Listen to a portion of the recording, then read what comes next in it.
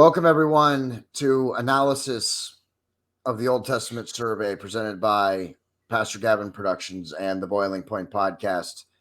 Pastor Gavin is the host of this series, and I am just the analyst. So I'll be joining him on the after shows. We'll be hitting on a few key points from what he was talking about. Pastor Gavin, the first thing I want to talk to you about is you said something about most quoted book of the. You were talking about how it's most quoted. You were saying that it's most quoted in the New Testament. Yeah, it's an Old Testament book that is the most quoted Old Testament book in the New Testament. Mm-hmm. Right. Yeah. All right. I just wanted to make sure that was clear to the people watching, because I got a little confused when you had said that. Also, I thought you were talking about it being the most quoted book of the Old Testament. And you were, but in the sense of the New Testament, of books in the New Testament. So I wanted to be clear about that. Now, you also said this is a new generation of the Jewish people. Yeah. Yeah. See my cat. Yep, I see you got a little Morris. What are you doing, buddy? Huh? Got a little co-star. Yeah, cool. He loves the word too, so he wanted to talk about it. Yeah, Christian cat. That's all right. We love surprise guest stars. You said this is a new generation of the Jewish people. So what happens to the previous generation? Did they die off? Right. Yeah, they died off. They're the generation that doubted God. You know, when they came to the edge of the promised land and said, "Oh, there are giants in there. We can't take the land." So God, God said, "Well, okay, for 40 years, you're going to wander in the wilderness.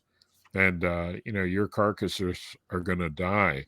You will not enter into the land." So that was the penalty, the consequence of their unbelief. I mean, after all the miraculous displays that God had showed them, they didn't believe. Only Joshua and Caleb, the two believing spies, entered into the new land with the new generation. Okay, now that's the people are obviously, you said Moses is still alive. So people are still obviously living for a long time. There are people that are still living for hundreds of years at this point where we're at. Yeah. Let me just read you. Okay, let me read you Deuteronomy 34, verse 7. And Moses was 120 years old when he died. His eye was not dim, nor his natural force abated. So he was 120 years old. So, I mean, this is closer, not as far away from the flood as we are, but people weren't living to be 200 or 300 years old at this point. The lifespan of people had decreased significantly, but it was still, in some instances longer than today. And I think Aaron lived about, approximately the same length. Yeah.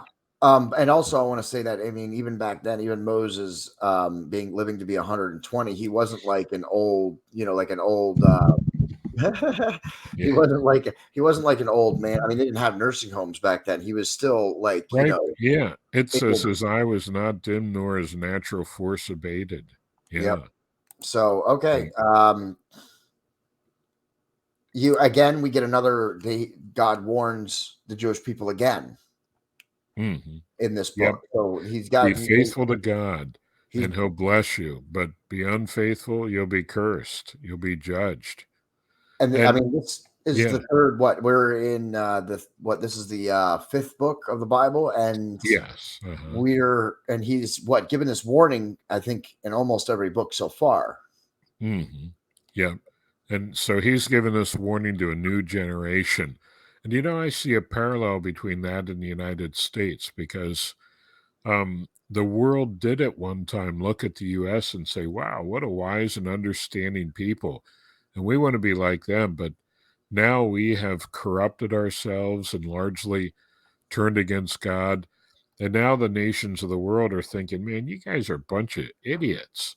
We can't trust you anymore. And it's like our nation has been turned over to our enemies. Not overtly in the sense of armies invading us, but you know what I'm talking about. Yeah, you're talking about. Like a lot of the leaders of our country are doing exactly what our enemies would want them to do. Yeah. Like hindering the production of energy that we so need for our way of life, spending us into oblivion to destroy the integrity of our currency. I mean, just it's insane. Stifling our constitutional rights. Yep.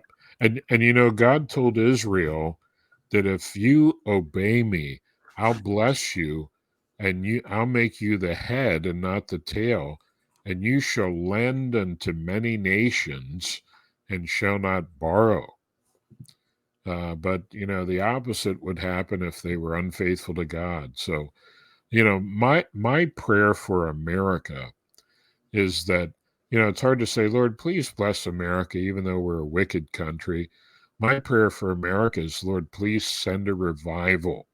Yeah. By revival, I mean, like, God moves in this country where a lot of people who aren't saved turn to God.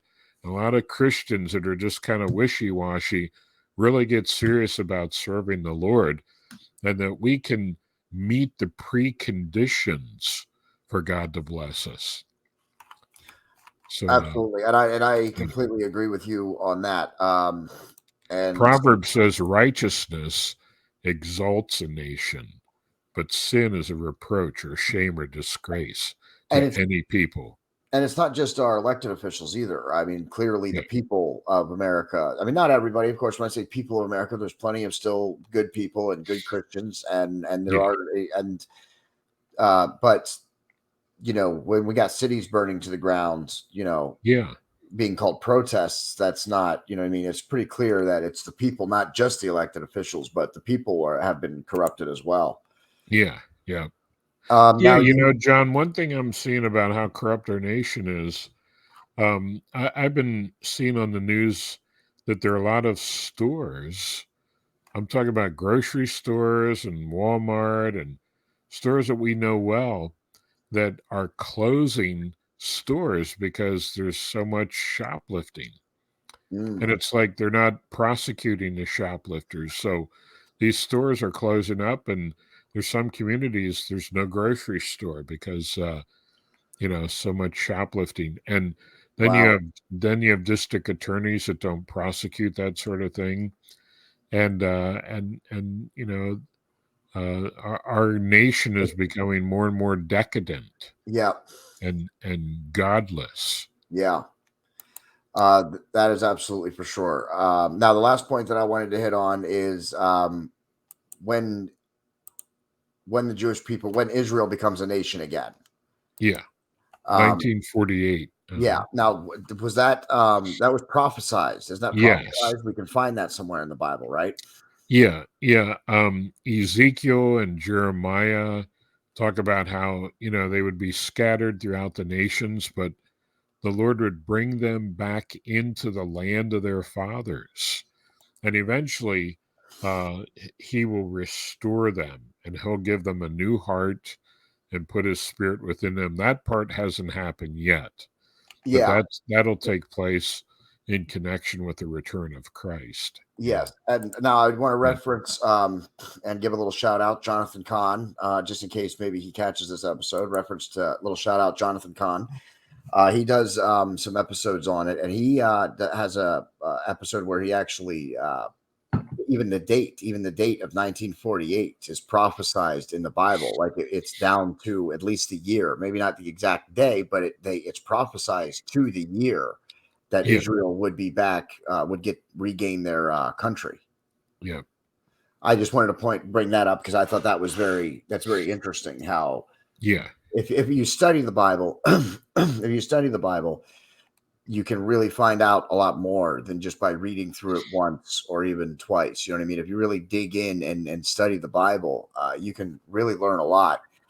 And because I did not know that that was, not until I saw the Jonathan Kahn video, I didn't realize that the Bible had prophesized it right down to the year the way it did. So, you can trace when they were driven from their land, and then there's a passage of scripture that says, if you sin against me, I'll punish you 7 times for your sins. And you multiply that by 7 and you convert it to our calendar, and it comes out to 1948. Yeah. Yeah. And that's what's crazy. That's what I found most interesting about that. And it takes people. There's a lot of people out there. You know what I mean? You don't always just have to come to our episodes and study our episodes. There's a lot of people that do know the Bible, and so get in depth, study the Bible good, and you can really learn a lot from it. That was the point that I wanted to make there by saying that. Yeah. In Deuteronomy, like Moses tells them, hey, learn God's commandments and live them and teach them to your children and your children's children. And it's sad, but it seems like a lot of parents aren't taking that seriously to, teach their children and their grandchildren the ways of God and God's commandments and his principles.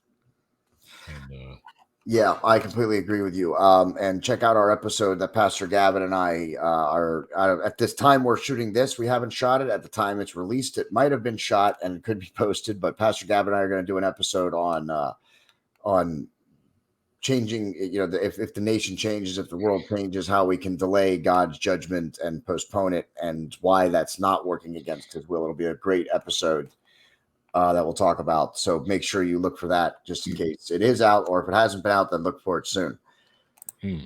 Well, that's about all I had for Deuteronomy, Pastor. So check out our series. This series releases every Sunday on the Boiling Point podcast channels, and then every Wednesday on Pastor Gavin's channel. And we're also going to release the analysis of the Old Testament survey is going to be released on opposite days on each other's channels as well. So just look every Sunday and every Wednesday on both Pastor Gavin and I's channels, and you can see our content being released on those days on both our channels. So check out both our channels. Please share them out. You can find Pastor Gavin on YouTube. Just search Gavin Whitcomb Sr. and you can find him. Give him a subscribe. Share out some content. You can follow us on YouTube, Facebook, and Rumble. Just search the Boiling Point Podcast. You can find us. Pastor Gavin's also on Facebook, facebook.com/mooresmountain.church, and you can find him on Facebook as well. You can follow me on Twitter if you want, at JD at Mayhem Prez, if you are so inclined on Twitter. And look for us every week for new episodes of the series. We'll be doing the Old Testament, and then we might have a short break, and then we'll be doing the New Testament as well. For the host, Pastor Gavin, I am nothing more than an analyst in this series, and that's the end.